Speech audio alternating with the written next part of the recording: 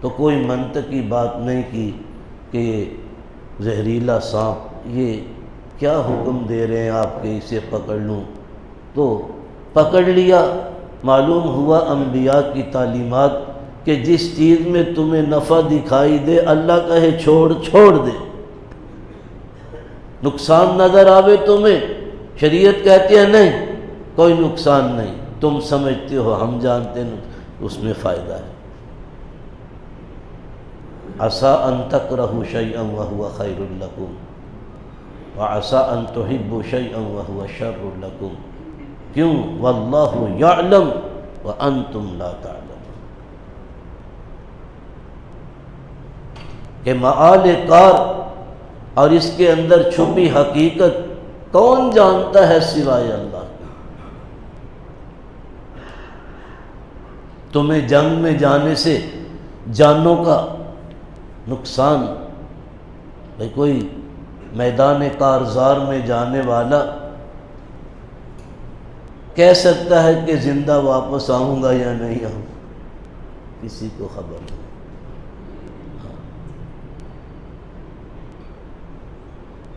نہ ایمان والوں کو اور نہ کافروں کو، کسی کو خبر نہیں۔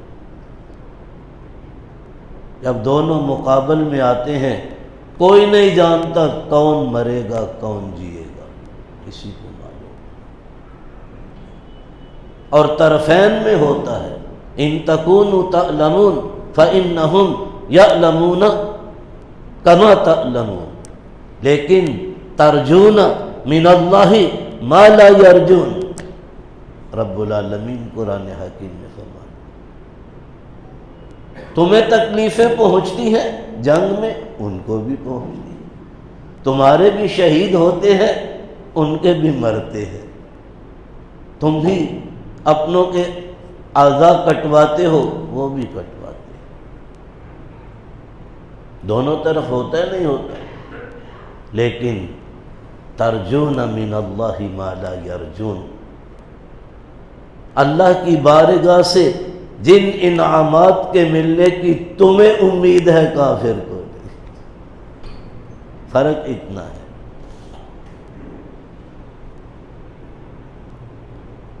سب سے زیادہ مسلمانوں کا پہلی مرتبہ جو جانی نقصان ہوا احد میں ہوا، 70 جلیل القدر صحابہ رضی اللہ عنہم وہ شہید ہوئے۔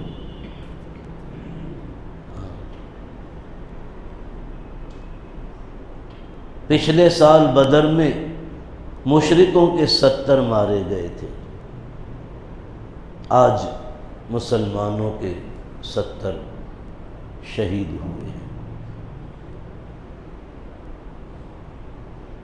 قصہ مختصر، معرکہ قتال کے اختتام کے بعد حضور صلی اللہ علیہ وسلم بھی زخم خوردہ ہے، صحابہ رضی اللہ عنہم بھی،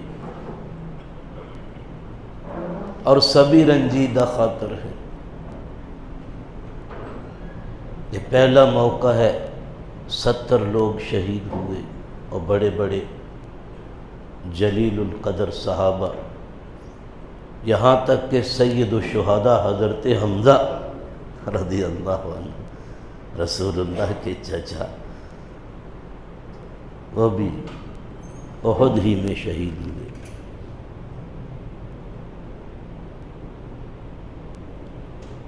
جس گھاٹی میں نبی علیہ السلام اپنے جانثاروں کے ساتھ تھے، تو ابو سفیان جو اس وقت تک ابھی مسلمان نہیں ہوئے تھے، یہ فتح مکہ کے تھوڑا دیر پہلے مسلمان ہوئے ہیں۔ لشکر کو یہی لے کے آیا، کیونکہ بدر میں تو مارا گیا تھا ابو جہل، تو ابو سفیان ہی لشکروں کو لاتا تھا، یہاں بھی احد میں بھی، خندق کے موقع پر بھی وہ لایا۔ تو میں یہ عرض کر رہا، معرکہ قتال کے اختتام کے بعد ابو سفیان پہاڑ کے اوپر حضور صلی اللہ علیہ وسلم اور آپ کے ساتھی نیچے گھاٹی میں ہیں، وہ اوپر چڑھا ہوا ہے۔ اور آواز دیتا ہے حل فیکم محمد صلی اللہ علیہ وسلم، مسلمانوں تم میں محمد ہیں؟ کیونکہ یہی افواہ اڑ گئی تھی کہ حضور شہید ہو گئے۔ آپ نے فرمایا کوئی جواب نہ دے۔ پھر تھوڑا توقف کرنے کے بعد پوچھتا ہے افی القوم ابو بکر رضی اللہ عنہ، مسلمانوں تم میں ابو بکر ہیں؟ نبی علیہ السلام فرماتے کوئی جواب نہیں دے۔ پھر قدر توقف کے بعد کیا تم میں عمر ہے؟ آپ نے فرمایا کوئی جواب نہ دے۔ تو اس نے جب دیکھا کوئی جواب نہیں آیا تو یہی یقین کیا کہ یہ تینوں شہید ہو گئے۔ کسی چوتھے شخص کا اس نے نام نہیں لیا۔ اس وقت تو وہ بھی مسلمان نہیں تھا، عرب کا سردار تھا، دشمن تھا، تو دشمن کی نگاہ میں بھی یہ ہے کہ ان میں سے کوئی ایک بھی باقی ہے تو اسلام باقی۔ جب اس نے دیکھا تینوں کے بارے میں کوئی جواب نہیں آیا تو نعرہ الحبل، حبل کی جے ہو۔ حبل بت ہے، ہماری زبان میں حبل زندہ باد۔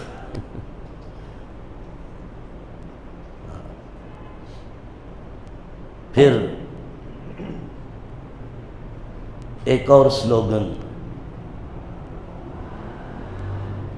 یوں کہتا ہے لنا عزا ولا عزا لکم۔ عزا وہی عورت کی شکل صورت پر بنایا ہوا بت جس کے بارے میں مشرک یہ جانتے تھے کہ جنگوں میں یہ ہماری مدد کرتا ہے۔ مسلمانوں ہمارا عزا ہے، تمہارا عزا کوئی نہیں۔ اب تھی یہ عقیدے کی بات۔ حضرت عمر رضی اللہ عنہ عرض کرتے یا رسول اللہ مجھے اجازت دے اب میں اس کا جواب۔ فرمایا ہاں اب جواب دو۔ سیدنا فاروق اعظم رضی اللہ عنہ پکار کے کہتے ہیں ابے او دشمن خدا، یہ میرے پاس محمد صلی اللہ علیہ وسلم الحمدللہ زندہ سلامت موجود ہیں، اور ان کے پہلو میں ابو بکر موجود ہیں، اور میں عمر بول رہا ہوں، ہم سب زندہ ہیں۔ ہاں اس نے کہا تھا لنا عزا ولا عزا لکم۔ حضرت عمر نے کیا جواب دیا اس کے؟ لنا مولا ولا مولا لکم۔ اللہ ہمارا مولا ہے۔ مولا یہاں مددگار کے معنی میں، انت مولانا فانصرنا علی القوم الکافرین، تمہارا مولا کوئی نہیں، بے ایمان ہو، مشرک ہو، کافر ہو۔ جو بات میں کہنا چاہتا ہوں آگے ہے۔ ابو سفیان نے کہا عمر پچھلے سال کی جان کا بدلہ ہم نے تم سے لے لیا۔ کیسے؟ تم نے بدر میں ہمارے پچھلے برس 70 آدمی مارے تھے، ہاں آج ہم نے تمہارے 70 مارے۔ معاملہ برابر۔ حضرت عمر فرماتے ہیں نہیں برابر نہیں ہوا۔ کہا بھئی پچھلے برس آپ نے ہمارے مارے تھے 70، ہاں آج ہم نے تمہارے مارے 70، ہاں تو برابر نہیں ہوا؟ فرمایا نہیں ہوا۔ ارے عمر 70 برابر نہیں ہوتا، فرمایا عدد برابر ہوتا ہے، نتیجہ برابر نہیں ہوتا۔ ہم نے جو تمہارے 70 بدر میں مارے سیدھے گئے جہنم میں، آج جو تم نے ہمارے 70 شہید کیے سیدھے گئے جنت میں، برابر کیسے ہوا؟ امام ابن عبد البر رحمہ اللہ تعالی نے